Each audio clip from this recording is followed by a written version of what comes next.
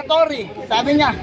Pero nung tinanong ko, tuwing kailan kayo binibigyan ng mga membro mo ng ikapo, tuwing linggo, di mandatory. Kada Saturday. Di ba mandatory yun? Obligado ka pala tuwing linggo Mandatory yun, pag tuwing linggo. Yes! Sino ngayon ang sinungaling? Ako? O siya? Hindi raw yun mandatory. Pero tinanong ko, Pastor, tuwing kailan nagbibigay ang miyembro mo ng ikapo? Tuwing linggo. Hindi inoobliga mo tuwing linggo. Sino ngayon ang sinungaling? Sabi mo hindi mandatory? Oo. Tapos ang ginaya mo, Pastor, ang sabi niya, ang ginaya niya yung kay Melchizedek, pare pa si Melchizedek o Pastor? Pare. Sino yung pare sa paano yun? Si Kristo. Ano pangalan ng ano yun? Hindi niya na masagot. Nasa langit na daw. Kita mo ang mga segue na tanong? Sa pare pala binibigay si Melchizedek, hari at pare. Wala naman sa inyong pare at wala rin sa inyong hari. Meron naghahari-harian at nagpapari-parian. Sasagutin pa rin yan. Diba? sarili mo, ginadaya mo. Ano pa? Bumanat, nagtanong na naman ako, magkakaiba raw ang konteksto ng 10 sa Levita, kay Melchizedek, pare-parehong 10 bahagi ang ibinibigay doon. Mga butil na nasamsam o mga aning, mga inani, mga tupa, mga kung ano-ano mga bagay na nahaharvest nila. Ganon din ang naibibigay nila. Nandoon, gusto mo basahan kita, Pastor, na mga butil, na mga inani, mga pananim, mga tupa. Ganon din ang binigay kay Abraham Di ba? Sabi mo magkakaiba. Diyos ko po naman si Pastor, nagbabasa ka ba? Pastor, ayun mo, diba? Kaya ako natatawa sa iyo, palusot ka ng palusot, hindi ka makalusot. Diba? Ano pa? Hindi daw mandatory, pero obligatory pala. Ngayon, ang ikapo dinibigay sa pare, hindi sa pastor ayon sa kanya, dahil ang ginamit niya ay si Melchizedek, isang saserdote at hari. Wala sa kanilang hari, wala sa kanilang pare, meron sa kanilang pastor. Bakit ang pastor ang tumatanggap at hindi yung pare? Sino ngayon ang sinungaling? Ginamit mo yung kay Melchizedek, dapat sa pare mo ibibigay, hindi mo ibibigay sa pastor.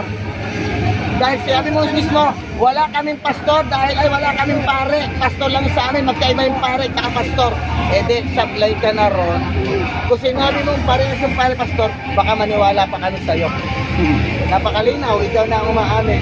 Wala pala kayong pare na mapagbibigyan, saan mo dinadala yung ikapo na binibigay ng mga miyembro mo tuwing linggo? Na ayon sa'yo, hindi pala mandatory, yan pala obligatory. Kaya lalong dumadami yung yung mga hindi siya makamove on sa sinabi ni Atty. Marvel Yasos. Tinatanong niya kung magagalit ba o hindi. Ang sagot ko, that is a opinion. Kaya nga sabi ko, hindi ko na masagot na magagalit. Kasi hindi. Bakit? Opinion lang yun Hindi naman yung turo. Pinipilit ka kung tinanong ko naman siya, opinion ba yun o doktrina? Hindi niya rin masagot. Kung sinasagutin niya ako ng opinion niya, sasagutin ko na hindi. Diba? Kaya kung gusto mo ng categorical answer, sagutin mo rin ako ng categorical answer sa categorical question. Ngayon, ano pa? Lagi siyang lumilihis kapag pinapasok na namin ang ikapo. Bakit? Dahil ayon sa kanya, ang mga miyembro niya pala ay nagbibigay linggo-linggo. Mas malupit yun. Sa loob ng isang buwan, ilang linggo? 4.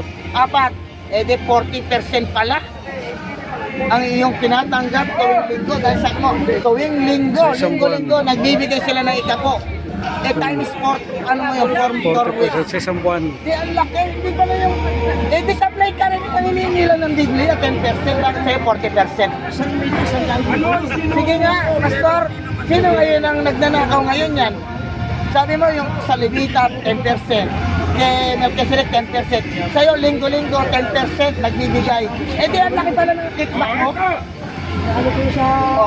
Paano mo ngayon ipapaliwanag yan? Pag kumita lang sila, sa loob ng isang taong kumita sila ng ganito. Ang harvest time sa iba sa mga kukiling, di ba, hindi naman yung buwan-buwan Bumibila na ilang buwan yan bago ka mag-harvest. Doon ka palang magbibigay ng ikapo. Kay Pastor, linggo-linggo, ikapo, tatis mo sa 40%. Napakalupit mo, Pastor. Ha? Very elementary. Hindi po ako galit dahil pawala na po ang boses ko. Kasi po, maingay po dito, kaya ako nilalakasan. Ikaw isang dang tao, magkano? Problema na ni Pastor, magaling ko sa math. Ngayon, bakit ko tinututulan ang ikapo? Dahil hindi natin alam ang kalooban ng tao kung bukal pa sa loob na yun o napipilitan. Hindi ka Diyos para sabihin mong, hindi bukal naman sa kalooban ng miyembro ko. Paano kung yung anak may sakit? Kailangan ng pera. Bigay mo kang bigay na ikapo yun? Hindi! Bakit? Mas maganda ang magiging buhay. Ikaw pang magbigay. Kaya nga, huwag mong sabihin na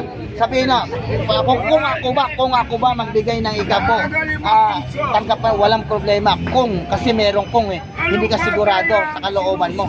Tanggalin mo yung kung. Literal mo sabihin, pag nagbigay ako ng ikapo, tanggap kaya ng Diyos yun. Di ba? Dahil lahat ng bagay, Pastor, sa Diyos yan. Ha? Sinusubukan ka lang ng Diyos kung gaano kakatapat sa Kanya.